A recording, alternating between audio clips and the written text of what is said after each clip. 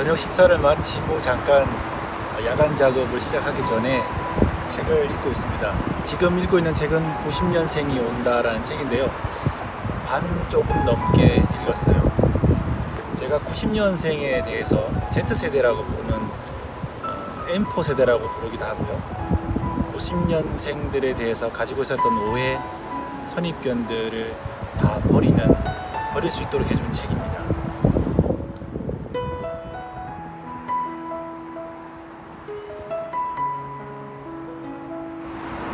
제가 예전에 후배를 이렇게 잘 이끌어주지를 못해서 후배에게 이런 기회를 주지를 못해서 적응을 하지 못한 경우가 있었거든요.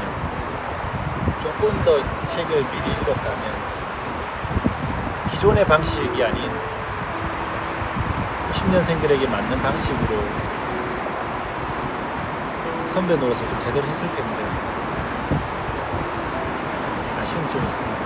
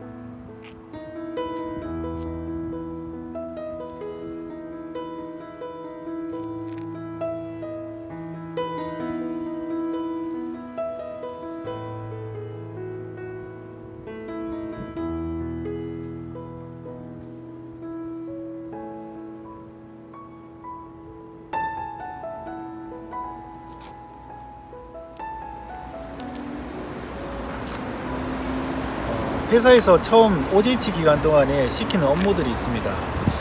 90년생들은 이런 문서 작성이라든가 기본적인 업무를 찌꺼기 작업이라고 생각하는 경우가 많대요. 물론 꼭 필요한 작업들이죠. 그 기술을 바탕으로 해서 나중에 좀 더 어려운 업무를 해결하게 되는데 90년생들에게는 비록 이 부분을 지나칠 수는 없겠지만 한 가지 방법은 그들에게 발언권을 부여하는 것이 좋다고 합니다. 찌꺼기 업무라고 표현했던 문서 작업이나 부서 커뮤니케이션을 포함한 모든 보조적인 업무는 향후 핵심 업무를 성공적으로 이행하기 위해 필수적인 활동이고 이에 대한 해결 과정에서 핵심 업무에 대한 지식을 배울 수 있을 것이다. 하지만 참여의 욕구가 해결되지 않는다면 이들에게는 받아들이기 어려운 업무이기도 하다. 이를 해결하는 방식은 여러 가지가 있을 수 있다. 하나는 그들에게 발언권을 부여하는 일이다. 맞네.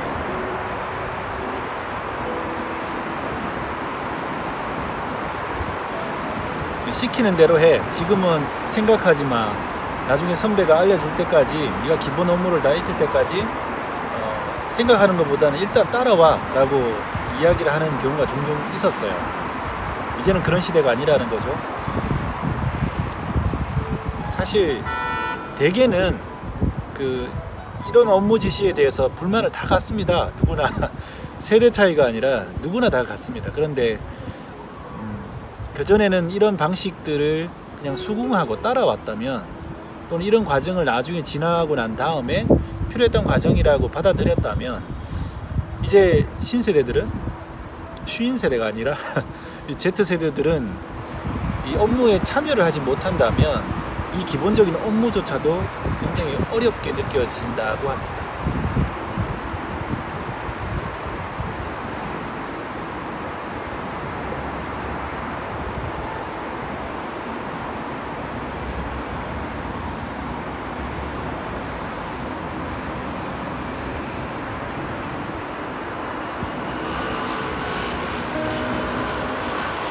재밌는 이야기가 있는데요. 어떤 기업에서 역 멘토링이라는 프로그램을 진행한 적이 있다고 합니다. 멘토링이라고 하면 선배가 후배에게 1대1로 코칭을 하는 거죠. 역 멘토링이라고 하면은 신입사원이 선배에게 업무 지시에 대해서, 회사 일에 대해서 이렇게 느꼈다라고 오히려 반대로 코칭을 하는 거예요.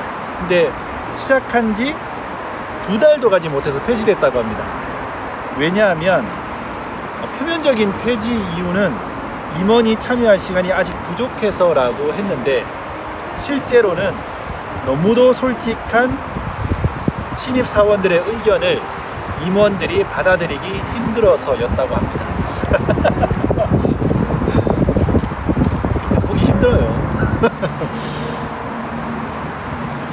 이 책은 진짜 아직 다 읽지는 않았지만 전 국민 필독서. 회사의 조직이 바뀌고 세대가 바뀌고 그들이 앞으로 회사를 이끌어가고 사회를 이끌어가고 어떤 분야든 그들이 이제 세상을 이끌어가는 세대들이 될 건데, 그들에 대한 이해가 부족하다면 그건 실패하는 조직이 될 수밖에 없을 것 같아요. 이 책에서 이야기하는 90년생들의 특징이 있습니다. 3가지 정도. 간단하거나 재미있거나 솔직하거나, 이 3가지 코드를 가지고 90년생들의 특징, 그들의 문화를 풀어나가는데요. 제가 생각하기에는 간단하거나 라고 하는 건 디지털 세대들의 특징이고, 재미있거나 라고 하는 것은 겉으로 볼 때는 병맛, B급 문화에 가려져 있지만 실제 그 안에는 매슬로의 욕구 이론처럼 이제는 기본적인 욕구가 아니라 자아 실현, 자기 실현, 자기 초월 욕구가 강해졌기 때문에 자아를 이루고 자기를 초월하는 어떤 삶의 가치를 찾아가기 위한 하나의 문화적 형태로서 재미를 추구하는 것이 아닌가라는 생각을 받았습니다. 그리고 3번째, 솔직하거나 라고 하는 것은 90년생들의 특징 중 하나가 공무원에 지원을 하는 거죠. 그 이유가 그저 안정된 생활 때문이 아니라 공무원 시험 제도가 이 사회에서는 가장 정직하고 투명한 방식이기 때문이라고 합니다. 만약 공채라든가 일반 회사에 취직하는 방식도 이렇게 투명하게 관리가 된다면, 공정한 경쟁에서 선별이 된다면 사람들은 꼭 공무원이 아닌 다른 방식을, 다른 회사를 지원할 수도 있다는 거죠. 그리고 또 한 가지는 이제는 사회의 취업 구조, 경제 구조가 직업의 안정성을 보장해주지 않는 시대라는 거예요. 사회가 나한테 그렇게 하질 않는데 내가 회사에 목매달거나 10년, 20년 동안 일할 회사를 찾진 않는다는 거죠. 약속을 어긴 사회가 사람들에게, 개개인에게 약속을 지켜라? 그게 90년생들한테는 통하지 않는다는 겁니다.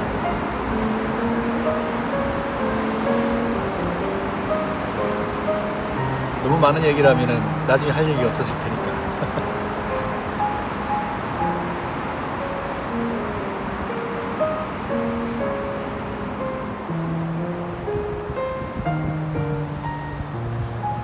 점점 어두워지고 있습니다.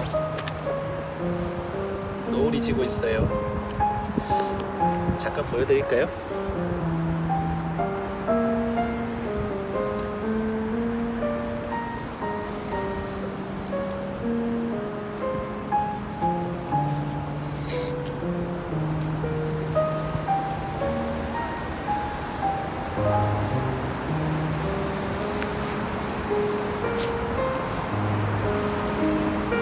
너무 어두워져서 더 이상 책을 읽을 수 없을 정도가 되면 들어가려고요.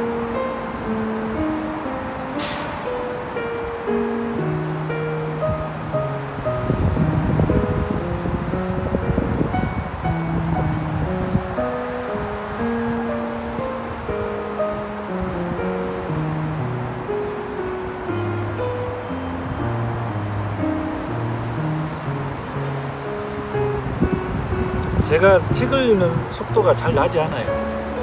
한 번 딱 읽고 집중해서 읽고 바로바로 다음 장으로 넘어가는 독서가 아니라 읽은 내용을 되짚고 하는 독서를 하거든요. 바로 앞에 지나간 문단인데도 다시 읽고 좀 그렇습니다. 그 내용을 분명히 이해는 하는데 또 한 번 더 보면 더 깊이 있게 더 자간 속에 숨겨져 있는 의미가 있을 것 같은 그런 부분들이 있어요. 도저히 못 지나치겠더라고요. 물론 독해력이 아주 좋은 분들은 한 번 딱 읽고 그 속에 있는 숨어있는 의미라든가 그 맥락에 담겨있는 함이라든가 이런 것들을 바로 캐치하는 분들도 계시겠지만, 제가 그 정도 독해력이 안 돼서 그런가? 저는 책을 빨리 읽는 게 참 힘듭니다. 생각이 자꾸 번져나가요.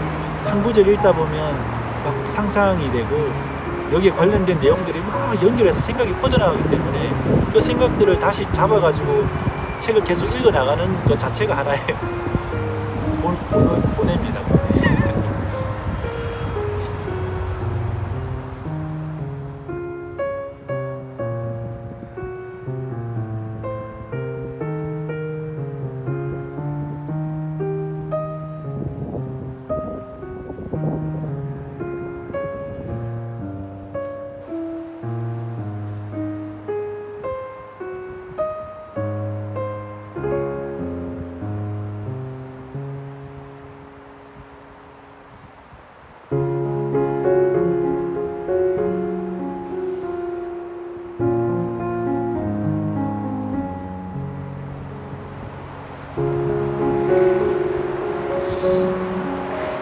제가 한참 전에 올린 책 중에 자제력 수업이라고 하는 책이 있었는데요.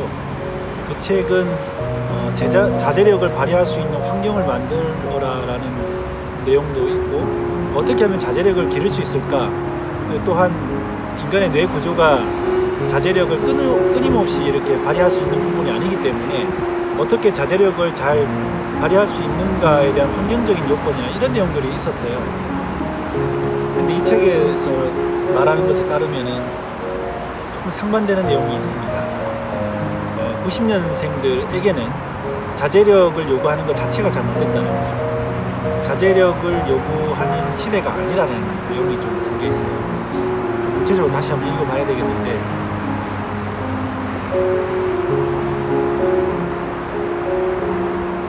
무언가를 원하는 게 있으면 즉각적으로 찾을 수 있고 얻을 수 있는 시대가 되었기 때문에 빨리 피드백이 오지 않는다면 스킵하듯이 다음 정보로 넘어간다는 거죠.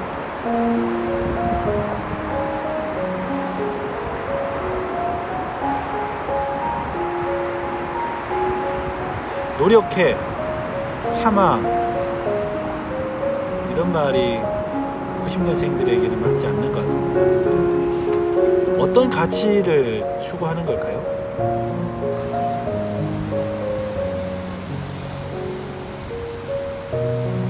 어떻게 해야 될까요?